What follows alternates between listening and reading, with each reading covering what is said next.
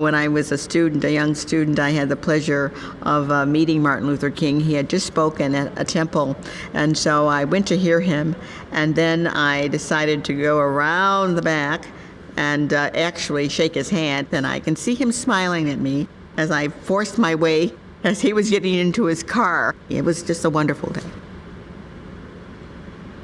There's a quote that's very important to me, and that is when the Reverend Martin Luther King said, "Of all the forms of inequality, injustice in healthcare is the most shocking and inhumane." That quote, I think, exemplifies the values of this campus. The reason I came to UIC was because of their deep commitment to issues of injustices and aspiring for a greater egalitarian society. The increasing health disparities within certain economically challenged communities, ethnically and racially diverse communities, is escalating. And we want to be at the forefront of understanding the growing inequities and, more importantly, how to prevent the inequities.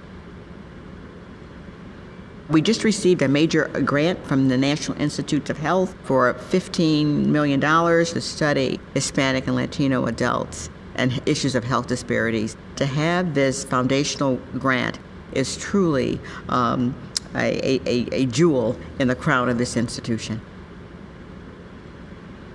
Miles Square Health Center is a federally funded, community-based healthcare center that provides a very broad-based array of services to economically challenged communities. We received a major award that has allowed us to expand the facility. I've had the pleasure of visiting with the Miles Square leadership. There's a deep commitment on behalf of the advisory committee as well as this institution to the development of Miles Square.